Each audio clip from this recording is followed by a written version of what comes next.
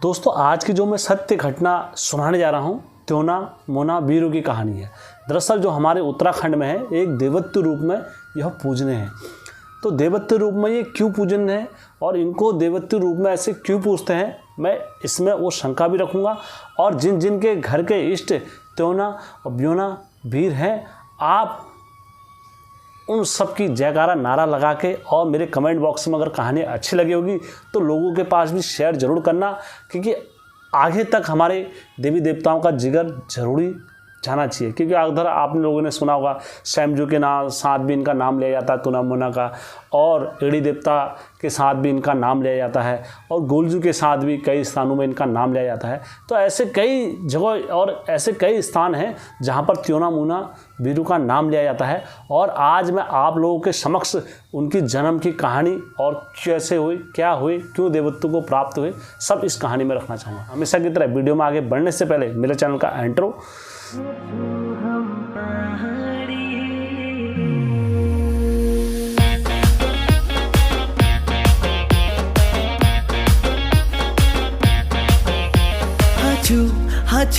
हाचू हम पहाड़ी। जय बीरकारा बजरंगी, हर हर हर हर हर हर हर हर महादेव। आप सभी के परिवार के ऊपर महादेव की कृपा और बजरंग बली का आशीर्वाद हमेशा बने रहने चाहिए।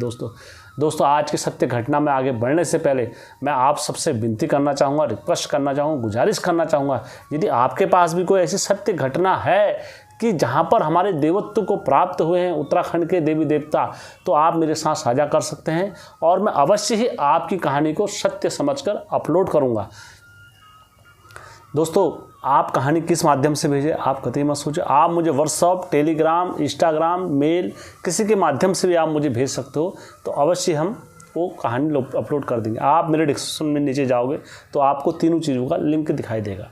ठीक है दोस्तों, कहानी में आगे बढ़ते हैं आज की सत्य घटना पर। दोस्तों एक गांव है काली कुमाऊं साइड में, इधर साइड में हमारे गांव है जहां बोला जाता है, उस गांव का नाम मैं अंकित कर देता हूं, डांडा गांव। डांडा गांव में एक व्यक्ति थे जिनका नाम मैं अंकित कर देता हूं, ये रियल किरदार पे नाम है इनके, जागीरदार, और उनकी पत्नी का नाम था माझी। तो जागीरदार इतने ताकतवर थे कि उनकी 1600 हल के बैल थे और उनकी कई भैंसें थी और कई जोड़ी बैल थे। अपने बैलों को, बकरियों को वो अक्सर चराने ले जाया करते थे। और क्योंकि हमारे पहाड़ों में पहले क्या हुआ करता था, जो आय का धन बोला जाता था वो इन्हीं को बोला जाता था, पशु और जीव जंतु इनको ही बोला जाता था पशु धन संपत्ति। जिसके पास ज़्यादा पशु होंगे तो वही उस गांव का जागीरदार होता था। तो इसी प्रकार इनके पास बैल, भैंस, गाय और बकरियाँ, ढिबरे बहुत सारे थे। तो जागीरदार जी क्या हुआ, इनको औलाद का सुख नहीं था। तो जागीरदार जी ने काफ़ी अपने उत्तराखंड के जो देव होते हैं उनकी पूजा पाठ विधि विधान से करा और अपने के लिए पुत्रों का वरदान मांगा कि किसी प्रकार भी हमारे घर में पुत्र हो जाएंगे, हम पुत्र संपत्ति अगर हमें मिल जाएगी, पुत्र का हमें औलाद का, इस चीज़ का हमें सुख मिल जाएगा तो हम अच्छे ढंग से अपने मेरे वंशज भी हो जाएंगे और हमारा कुल का नाम भी चलेगा। ये सोच के जो एक उन्हीं की नहीं है, हर किसी व्यक्ति का और हर किसी मनुष्य की एक चाहत होती है कि हमारा वंश चले, और वंश चलेगा कब, जब आप राह रीति में चलोगे। तो यही हर किसी भगवान से इनने आस्था लगी। तो डांडा गांव जो था उस समय वहाँ इनका अपना पूरा कारोबार वगैरह सब वहीं चलता था। समय आगे तेज़ी से बढ़ता रहा। बाद में क्या हुआ, इनकी पत्नी को पुत्र प्राप्त होते हैं। इनकी जन्मभूमि जो पुत्र की कहलाई वो कहाँ कहलाई, डांडा गांव में कहलाई। डांडा गांव में जब ये दोनों पुत्र हुए तो इनके कुछ समय बाद ही इनके पिता की क्या हो गई, जागीरदार जी की मृत्यु हो गई। अब ये दोनों भाई क्या हो गए, अनाथ हो गए। पिता का सर पर साया नहीं रहा। देखते देखते जब ये स्थिति आ गई तो इनकी माँ ने अपने दोनों पुत्रों को पालने का बीड़ा उठाया और इनकी परवरिश इस तरीके से करी कि 4 भैंसें थी तो 2 भैंस का दूध एक को देते थे, 2 भैंस का दूध एक को मिलता था। इसी तरह ये दोनों भाई वो दूध को पीते रहे और अपना खेतों में काम करते रहे। धीरे धीरे बचपन बीता, युवा हो गए, योद्धा बनकर खड़े हो गए। देखते ही देखते इनका बचपन तेज़ी से आगे बढ़ने लगा और देखते ही देखते ये बड़े शूरवीर हो गए। देखते ही देखते ये बड़े ही पराक्रमी हो गए। देखते ही देखते इनके पराक्रम का जो कौशल चल रहा था वो कहाँ चलने लगा, पूरे पहाड़ में चलने लगा। देखते ही देखते ये इतने पराक्रमी हो गए और इतने साहसी हो गए कि इन्होंने अपना पूरे पहाड़ पर क्या करा, अधिकार जमाया। प्लेन्स हो या पहाड़ हो, हर जगह इनके क्या हुए, चर्चे जय जयकार होने लगी त्योना मोना वीर की। अब जब इतने कौशल हो गए, इतने रणवीर हो गए, इतने धुरंधर हो गए, तो इनकी उस समय जब एड़ी राजा ब्यानधुरा जो बाबा जी हैं, तो वो उस टाइम पर मुगलों से युद्ध लड़ा करते थे।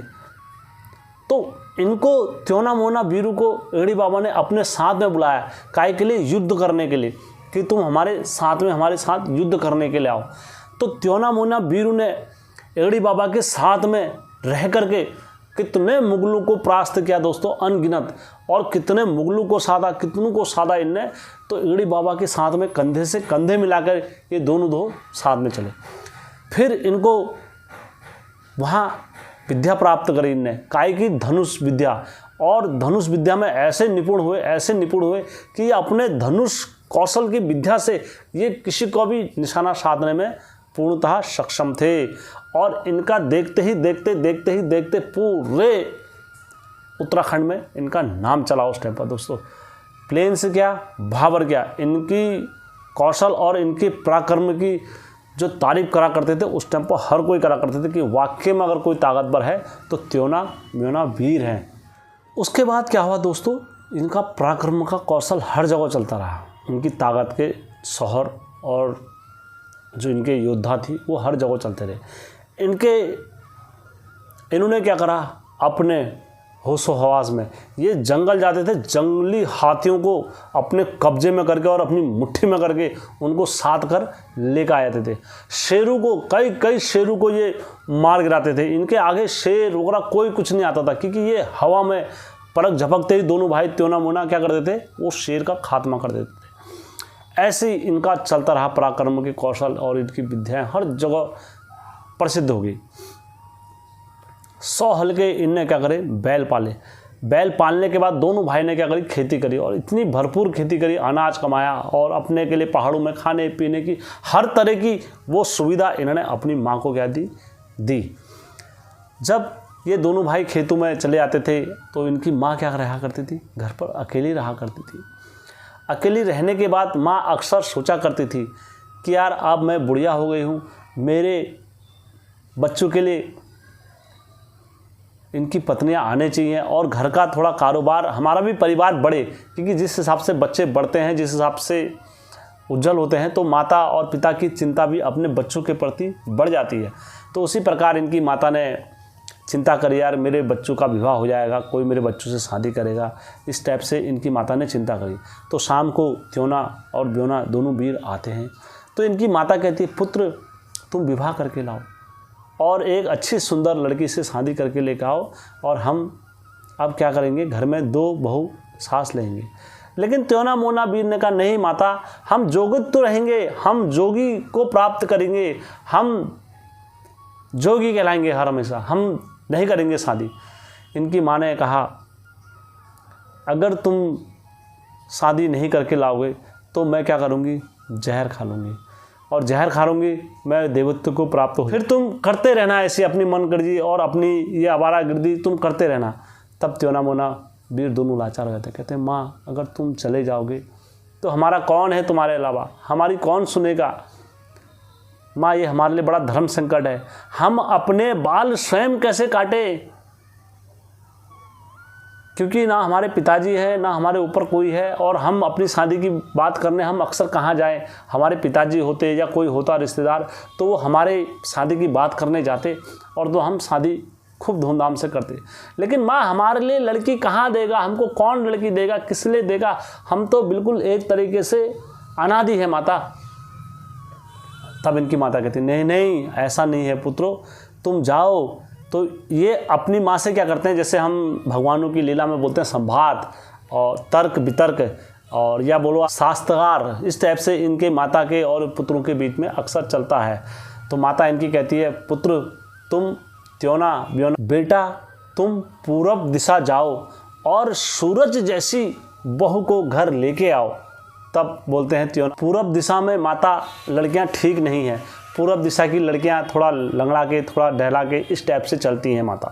माता बोलती है ठीक है पुत्र, तुम पश्चिम दिशा जाओ और चंदा जैसी चांद जैसी बहू को लेके आओ। तब बोलते हैं दोनों भाई, माता पश्चिम दिशा की जितनी भी लड़कियां हैं वो मुगलानी है, मुगलानी से हम शादी नहीं करेंगे, हमारे धर्म में और शास्त्रों में वर्जित नहीं है, हम मुगलानों से और मुगलों वालों से शादी नहीं करेंगे। त्योना मुना बोलते हैं। तब उनकी माता बोलती है पुत्र त्योना तुम दक्षिण दिशा जाओ और मुगलानी जैसी नहीं, सुंदर जैसी चांद चकोर जैसी बहू लेके आओ। तब ये बोलते हैं नहीं नहीं माता, उधर भी हमारे लिए अति उत्तम नहीं, तुम दक्षिण दिशा जाओ और फूल चंदन जैसी बहू को लेके आओ। तब ये कहते हैं नहीं नहीं माता, उधर भी मुगलानी और उधर भी मुगलवानों का शासक है और उधर से भी हम नहीं लेकर आ सकते हैं।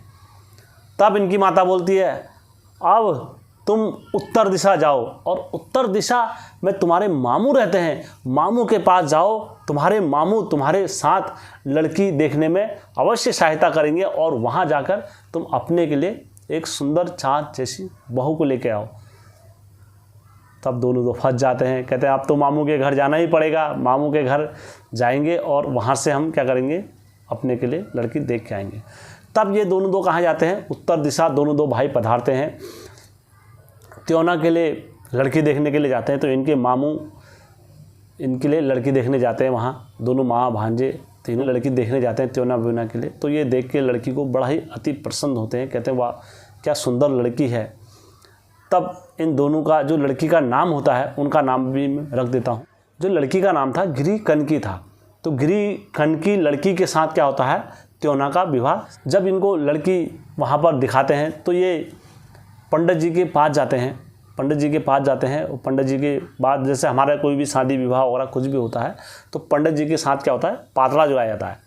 त्योना का पातला जुड़ाया जाता है और कन्या का नाम जो था गिरी कनकी नाम था। तो गिरी कनकी और जब इनका दोनों का नाम टिपड़ा जुड़ाया जाता है तो लड़की क्या थी, लड़के के लिए अशुभ थी, ये बोला जाता है कि पातलों के हिसाब से बोला गया था, मैं अपने मन से नहीं बोल रहा हूँ।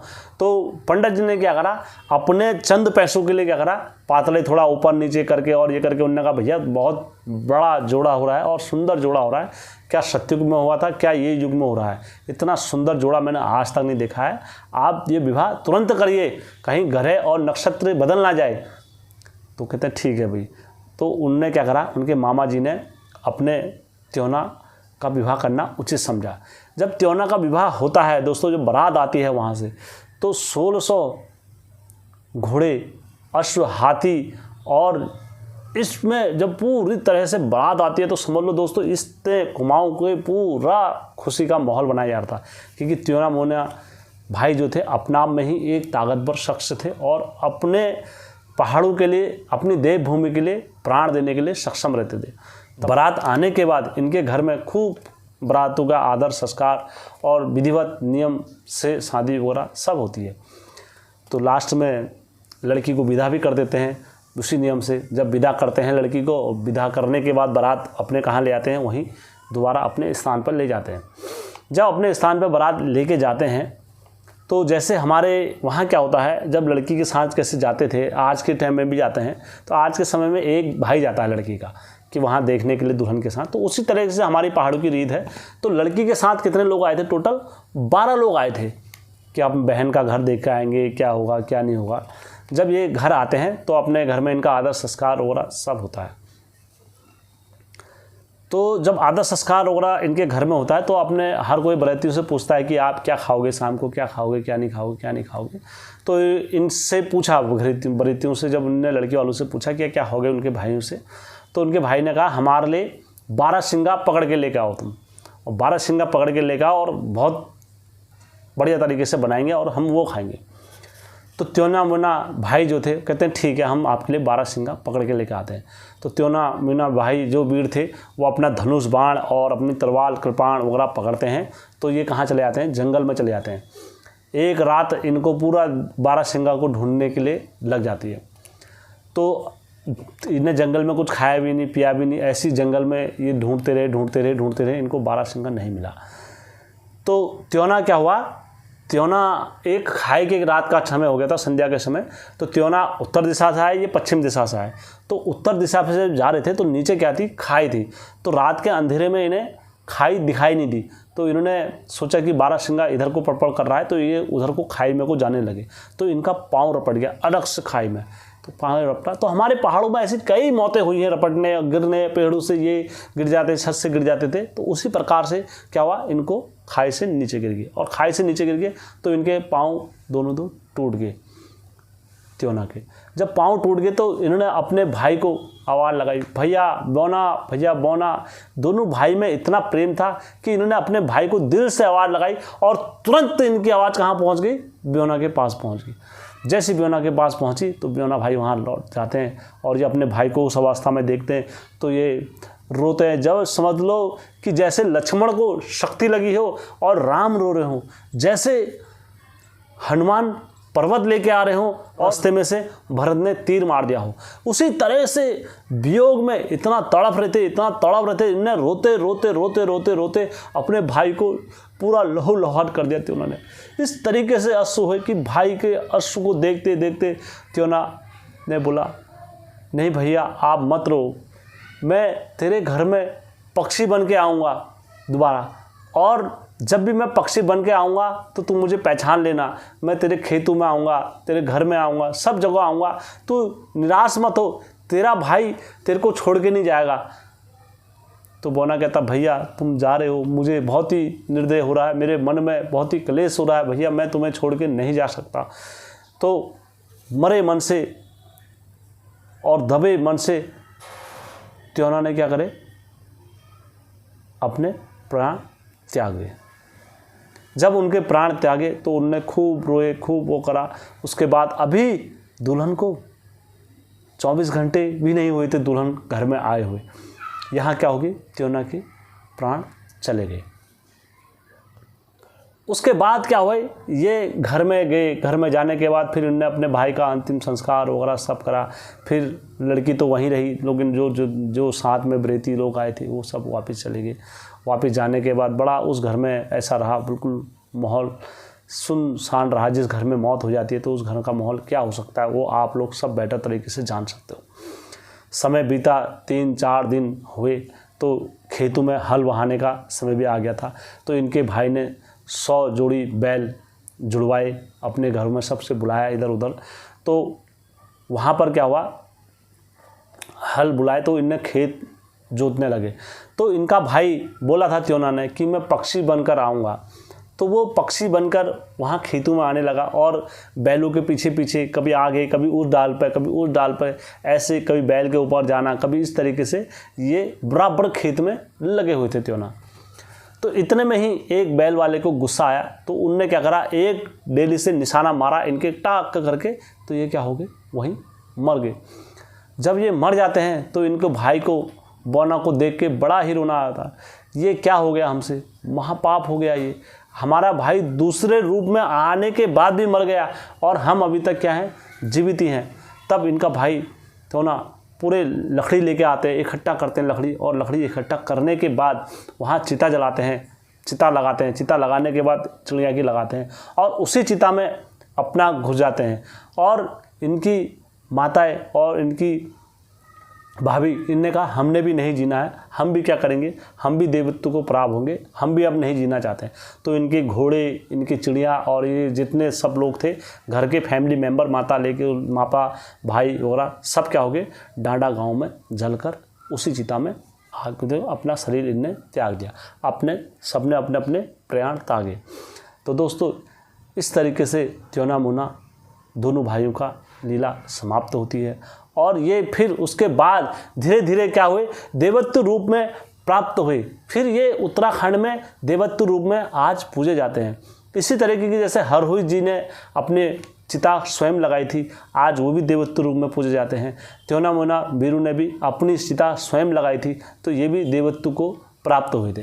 ढाडा गांव की ग्राम चोटी पर इनका प्रसिद्ध मंदिर है त्योना मोना बीरू का। लोग आते हैं वहां पर और आके अपनी मन्नतें और जो कुछ इनके मन में, जो कुछ इनकी इच्छाएं, जो कुछ इनकी तमन्ना होती है लोगों की, ये वहां उनसे मांग के जाते हैं और ये अवश्य ही उनकी पुकार और उनकी बातें सुनते हैं। दोस्तों, यदि कहानी अच्छी लगी होगी तो हेमचू पहाड़ी को सब्सक्राइब करना कतई मत भूलना, क्योंकि हेमचू पहाड़ी चैनल आपका अपना चैनल है दोस्तों। धन्यवाद। तब ढले ढले